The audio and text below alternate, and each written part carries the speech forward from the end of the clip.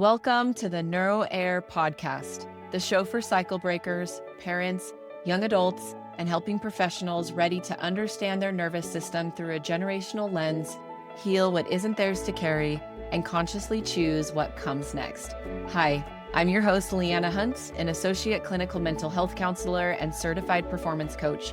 Each week, you'll get stories, science, and somatic practices, plus my signature 4N framework: notice, name, nurture, and navigate, to help you honor resilience, break silence, and build deeper connection with yourself and those you love, all while shaping a legacy of safety, freedom, and possibility. Welcome back to the NeuroHeir Podcast. I hope everyone is having a great day wherever you are. Today's episode marks the start of a deeper series where we're going to slow the window of tolerance way down and explore it through the lens of my 4-part framework: notice, name, nurture, and navigate. I've had several requests to want to understand more about the window of tolerance and how dysregulation can show up for them, and to be able to recognize how the window of tolerance can affect both bodies and relationships. So that's where we're going to begin here. Today, we're starting with the first one of the 4 N's, which is notice, because nothing else works without it. This matters because so many of us are trying to regulate or heal without ever learning how to listen. It matters because when we don't notice what's happening in our bodies, we often end up reacting to the world instead of responding to it. This also matters because the nervous system doesn't move from calm to chaos in an instant. It actually gives us clues along the way. This also matters because learning to notice isn't just about feeling better. It's about having choice. Choice in how we respond, choice in how we relate, and choice in what we carry forward and what we choose to let go. That's where this work begins. Over the last year, I've learned something important about nervous system healing. Regulation does not mean the absence of emotion. It does not mean just staying calm. And it definitely does not mean healing a certain way. It means actually having the capacity to stay present with what's here without disappearing, without exploding, or without shutting down completely. That capacity lives inside what is known as the window of tolerance. The window of tolerance is a concept that comes out of a trauma neuroscience body of work originally articulated by Dr. Siegel. It was created to describe the range where our nervous system can experience stress, emotion, grief, connection, and meaning without tipping fully into survival mode. Inside the window, we can feel and think at the same time. We still have access to choice, and we're responsive rather than reactive. Outside the window, the body takes over. And here's the most important thing I want you to hear today. The goal is never to stay in our window of tolerance all the time. That's actually not humanly possible, and it's not realistic. The goal is actually to return more often with more awareness as your sense of safety increases. One of the biggest shifts for me, both personally and professionally, has been learning how to spend more time noticing what's happening in my body without judgment, not having to fix it, not trying to rush the process, and not telling myself I shouldn't feel that way. It's been learning about staying with it longer than I used to. This is something I do a lot with my clients as well. We don't jump straight to regulation tools. We start with noticing, because most people don't actually even know how their nervous system moves towards the edge of the window. Over time, with gentle practice, people begin to see that dysregulation just doesn't come out of nowhere. It's actually not a 0 to 100 like a lot of people think. With several clients, when we first start the nervous system discussion, they will say, "Oh, I just explode out of nowhere," or "My system gets intense just like that." What I want to invite you to sit with is the idea that the process of leaving your window of tolerance is actually more like a sequence. I tell my clients it's actually like a math equation where several things actually happen that then lead to either being in a state of complete hyperarousal or hypoarousal. And we're going to get into those in a minute. Here's an example I often use. As someone starts to do this work and starts noticing their body and starting to connect in with themselves, maybe somebody over several weeks is going to start to notice their own math equation. And it's going to be this series of events that then leads to a state outside of their window of tolerance. And here's an example. They might start to notice that first, their jaw actually clenches tight, and then their breathing gets faster. And after that, then their body starts to feel hot. And then they start to notice that they squeeze their hands really tight. And then that's what equals the state their system goes to, whether it's full on yelling or a panic attack or that complete feeling of overwhelm where you feel like you can't do anything in your body. When you slow that down and really look at it, you realize the body gave a lot of information before things actually escalated out of control. That awareness alone can shift so many things for you over time. Because once you actually start to see and feel the pattern, you're no longer blindsided by it. You're actually in relationship with your nervous system instead of against it and trying to fight it. And this is where the window of tolerance becomes incredibly helpful. I want you to take a minute to look at a window in your house right now or wherever you are. So if you need a second, I want you to just go and sit in front of that window. And if in your car, and you want to just deepen this experience, just find a place to pull over, and you can even use the window right in front of you. I want you to look at this window. Whether it's small or big, the open space of the window that you're looking out of right now, we're going to look at this as like your own window of tolerance. This is your prime space for seeing out of your surroundings, right? Maybe some of you see beautiful mountains or trees, or maybe a few of my lucky friends get to see the ocean. Or maybe you're watching this during a sunrise or sunset. Maybe you're watching your kids play out the window.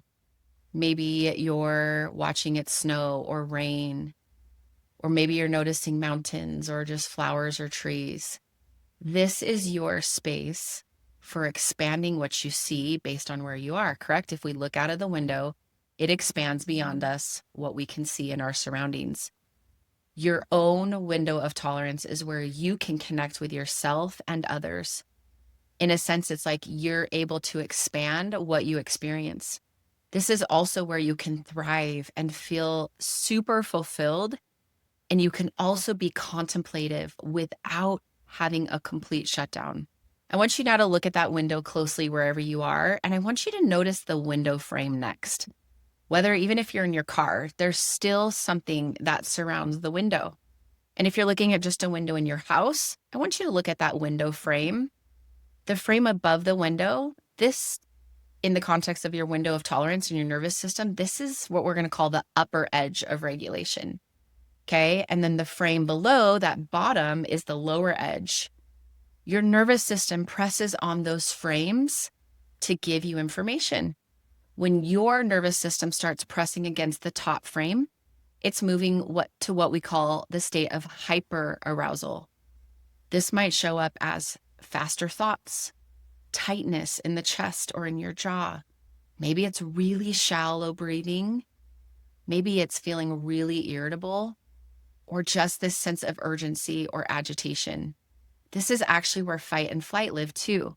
The body is saying we need to act. And here's an important reframe. At first, this is not automatically a problem. There are times when hyperarousal is actually healthy.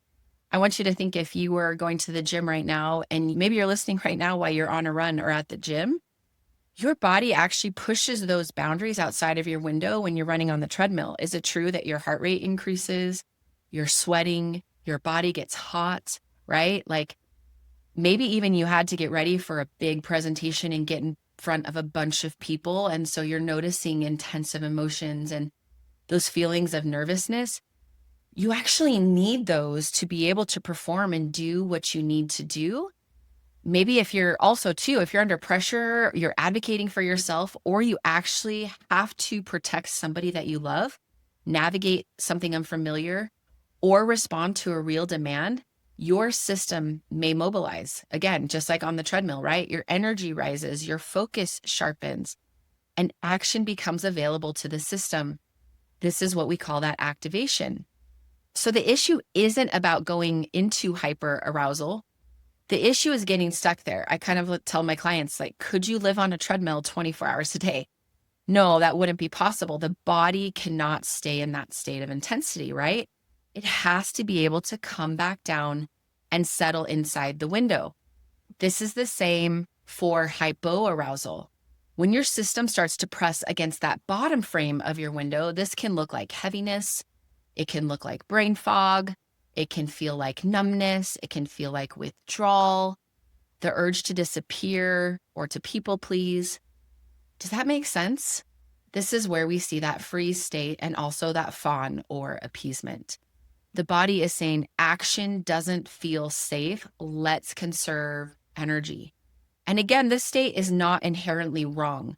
We got to start looking at these as not right and wrong, as more as getting information from the nervous system and understanding what they're designed to do and how often you're living in those states versus spending more time in your window of tolerance. There are moments when slowing down, pulling inward, resting, or going quiet is exactly what the system needs. And remember, grief can do this. Illness can do this, and deep emotional processing can do this. Dropping lower doesn't always mean shutting down. Sometimes it might mean some form of restoration. So the problem isn't going there. The problem is not being able to come back. This would be like when I have a client tell me that reading helps them calm their nervous system, right? It helps lower the heart rate. It helps them kind of zone out from everything. Maybe they had a really long day at work. The problem would be reading all night and not being able to prioritize sleep or connect with other humans, or reading for 2 days, right? And not eating food. That's kind of an extreme example, but I want you to see that maybe that brief moment of your nervous system having to settle that low, maybe that's helpful. But again, you got to ask yourself, can I live in that state? Is that healthy? And most of the time you'll start to see that coming back to your window is so important than shutting down and spending more time in those states, those lower states. And this is why noticing early is so powerful. For me, hyperarousal, and remember something easy is hyper is high, hypo is low, okay? So for me, that hyperarousal, that increased state above that top frame of my window, for me, that often shows up as pressure to push through and to bypass and to not check in with myself. Like maybe slowing down would be irresponsible. And for me, that state of hypoarousal feels like heaviness and just this deep, intense desire to disengage and to like shut it all down. When I started noticing these cues earlier, the goal is not, again, it's not to force regulation. It was just starting to notice and check in so I could just see and understand what state my body was actually in and what could I do to shift that. So as I started to notice these cues sooner, sometimes if I was too intense, right, hyper, too high, I would start to slow my exhales. Sometimes I would just put my feet on the ground, or I would go outside barefoot and just walk in the grass. Sometimes if I was going too low, I would need to add warmth, like take a really warm Epsom salts bath or drink my favorite orange or passion fruit tea, or just to create slow, gentle movements. And I wasn't trying to quote unquote fix myself, but I was trying to work on increasing the signals of safety to my system. And that's the goal for all of us, right? Is to continue to practice giving our nervous system more signals of safety. And I had a really clear example of this just the other day. David and I had an argument, and afterwards, when I look back on it, I could see so clearly that I had come home from work after I had been at work from 10:30 a.m. till after 7, okay? So Mondays are my long day.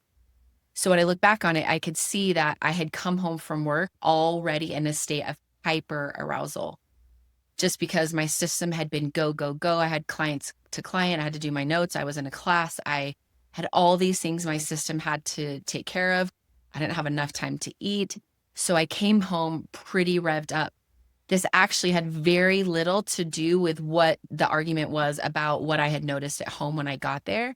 So my nervous system was already very, very activated. My body was tight. My thoughts were moving pretty fast because they had to be fast all day. And my tolerance was lower than usual.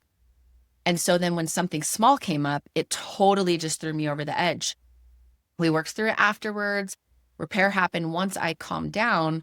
But what stood out to me was this: if I had taken even 5 minutes to shift my own state before engaging, just even those 5 minutes, the whole experience could have resolved so much more quickly, starting with my own nervous system state. Looking back, I can see that my body had been offering me signals all along. There was my own sequence, that kind of math equation my nervous system was running.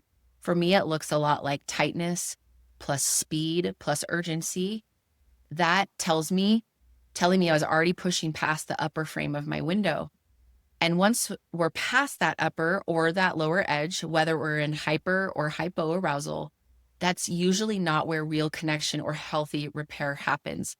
We see this a lot too in couples therapy, right? They come in for communication issues, and I often try to reframe at the very beginning that what if the communication issues are so intense because the dysregulation issues are so intense, that if we're both experiencing these states of dysregulation, which we are, right? Two people trying to repair something are two nervous systems in the room. And if we're both in these intense states, and oftentimes we see one person more in hyper and one more hypo, then we are not going to be able to actually repair and connect when we're in those states. Because remember, the nervous system is telling you that survival is the most important thing. It oftentimes sees that argument as a threat, like running from a saber-toothed tiger, where in reality, it's just a moment of dysregulation that is mismatched by both people's nervous systems. And so we have to be able to connect back in with ourselves first and then repair with our partner once we can come back to our window of tolerance. This awareness alone has changed so much for how I move through moments like this now. Coming back to my window now looks very different than it used to. It's less about wishing I were somewhere else, like maybe I have to be calmer, I have to be a better person, or I have to be more healed. And it's more about living life inside my body as it is. Guys, I still get activated. Shocker, huh? I still drop too low sometimes, and that is okay. We actually need those parts of our brain and our nervous system, because when something is truly threatening or extreme, we need a system that knows how to respond. The work isn't about eliminating those states. It's about not living there. Does that make sense? For a long time, I can see now that survival protected me. Growing up, I did not know how to gauge my dad's moods. I didn't know which version of him I would get. And my body adapted the only way it knew how, by bracing for impact. And now I know that hypervigilance was not a flaw. It was actually a very, very intelligent part of my nervous system, helping me prepare when emotional safety was not a guarantee. Does that make sense? My nervous system learned to scan, to anticipate, and to be in that ready mode all the time. And while I understand so much more now, I don't look back on that with shame either. My body did what it needed to do. The difference now is that I don't need to live in that that bracing for impact anymore. And noticing is what made that possible. I want to take a minute to just a little side note so you guys can understand. When our system, for me, that bracing for impact, if that nervous system really does feel like it's in a state of threat, its job is to fight, fly away, freeze, and now that fourth layer, or appease, to please other people. And consciously, you can look back on the situation and be like, wow, well, there wasn't a real threat. It was just the dirty dishes, or it was just my husband coming home from work and he was exhausted from his own day, or it was my kid having a meltdown because they were teething, or my son didn't sleep well. And If our nervous system is stuck in those states of hypervigilance or shutdown more often, then that amygdala, that emotional part of our brain, is in a sense running the show. And remember, I've talked about this before. If the amygdala, the emotional center, that limbic center is running the show, it in a sense disconnects or bypasses the logical part of the brain, that prefrontal cortex right here on the forehead. That's where we have access to logic or language. So there's a lot of cool stuff. If you go to YouTube, you can look up flip your lid videos for kids, and you guys can learn this super simple hand model of these parts of the brain to teach your kids. But if we go with the flipping your lid concept, when we flip our lid, what's really happening again is that logical part of the brain, the prefrontal cortex, is going offline and the emotional part is running the show. So if the emotional part is running the show, it is going to take things that aren't actual physical threats, and it's going to take all those perceived threats as those threats. Does that make sense? And it's like a smoke alarm that needs the battery changed, and the smoke alarm is going off when there isn't actually a fire. So that's why just all those scenarios I mentioned, dirty dishes, cranky kid, tired husband, traffic, work deadlines, other things like that, if that emotional center, we're already living in that state of more hypervigilance, or the other way, numbness and shutdown, then we are living in a state of threat more often for things that aren't actually threats. And that's why understanding this is so important. And that's where noticing comes in, because as we start to notice, that's the first step. We get to start working with that emotional part of the brain by connecting to what we notice in our body and with our breath. And that diaphragmatic breath that I've talked about is one of the quickest ways to get that prefrontal cortex back engaged with the amygdala, to help calm what the nervous system is feeling like a threat. And then you can remind yourself that it actually isn't. So think about what I was talking about in argument with your spouse or your partner, that if both of your amygdalas are taking over, let's say you're both in that state of hyperarousal and your amygdalas are both taking over, that is why your arguments are lasting so long. That is why you say things that you don't mean. That is why there isn't healthy resolution, because the part of your brain that you need to help you be able to say things in a logical manner that are clear and are kind, and to be able to work through what was actually happening, that part of the brain was offline. And so when we're in our window of tolerance more, again, think about looking out your window, thinking about what you can see. We need those parts of the brain working together again so that we can live more in our window of tolerance. And again, that is where we connect, and that is where we repair. On last week's episode, I shared how I received a message from someone who had just found this podcast. He said he had to pull his car over and cry while listening to a previous episode.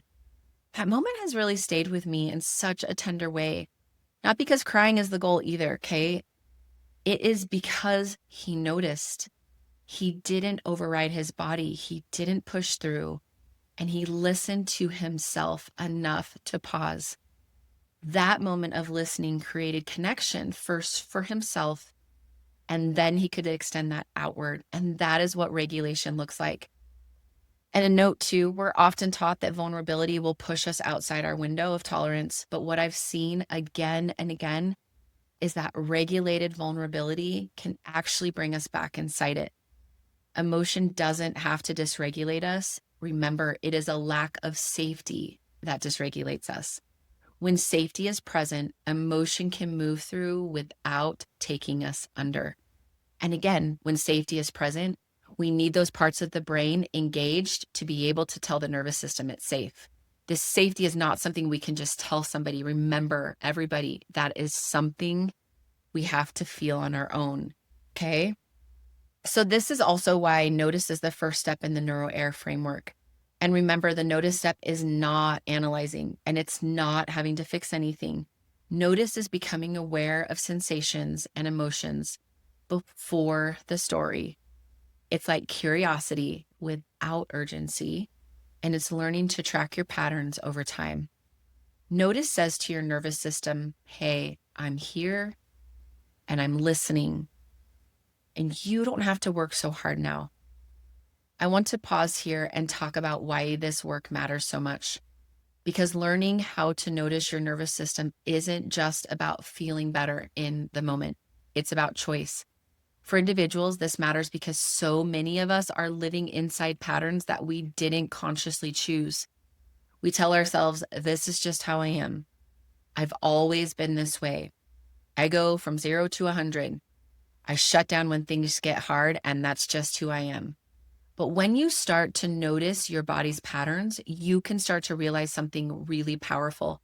Your reactions are not random, and you aren't broken. You have learned to adapt. And once you can see the pattern, you're no longer at its mercy. You don't have to eliminate it either. You don't have to fight it. You get to work with it. And for parents, and especially for moms, this matters deeply too, because our nervous systems don't live in isolation. Our systems are communicating constantly. When you learn to notice your own cues, your body tightening, your senses of urgency, or maybe your complete collapse, you create more space before you react. And that pause can change everything. Not because you're suddenly calm all the time. Remember, that's not the goal either, but because repair becomes possible. Your kids don't need a perfectly regulated parent. They need a parent who can notice when they're activated, who can name it, who can come back, and who can repair it. Remember that safety is taught through presence and not perfection. And for those of you, my dear friends, listening as young adults, this work matters deeply for you too. Many of us grew up inside nervous systems that were doing their very best to survive, and you may still be trying to make sense of what was modeled for you by your parents or caregivers. And as you begin to notice your own patterns, you might also be noticing what your home environment felt like growing up. Maybe there was a lot of silence. Maybe there was a lot of hypervigilance.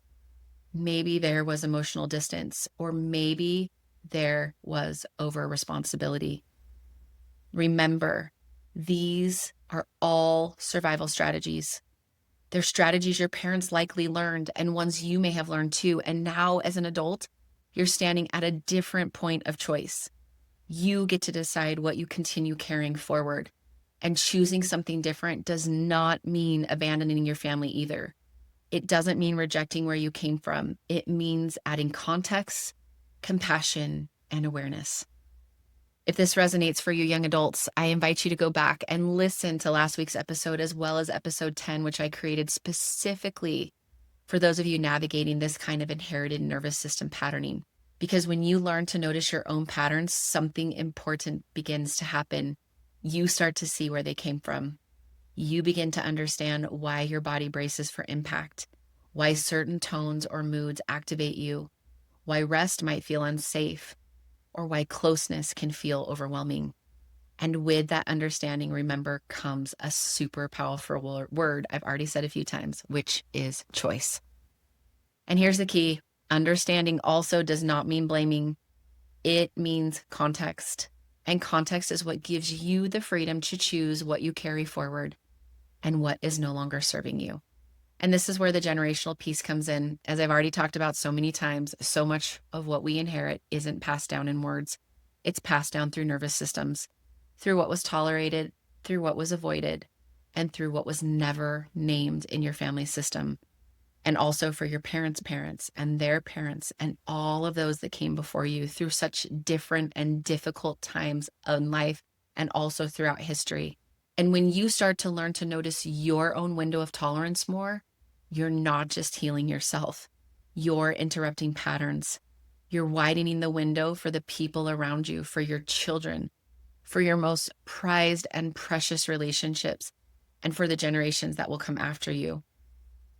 Remember that this work isn't about rejecting where you came from. It's about honoring what protected your family and choosing something more spacious now that you have the capacity.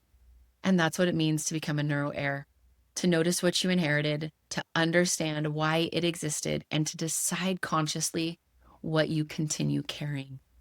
I've created a downloadable NeuroHeir nervous system map to support you through this series. It's expanded on what we introduced back in episode 4 and gives you a visual way to track your own window, your cues, your patterns, and your signals. You'll find the link in the show notes to use at your own pace and to support you understanding your own nervous system a little bit more.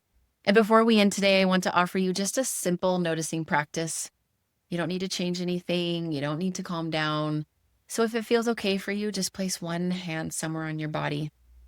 Maybe it's your chest or your belly or your legs, wherever it feels the most grounding for you. And just take one slow breath in through the nose, gently expanding that belly outward on that inhale.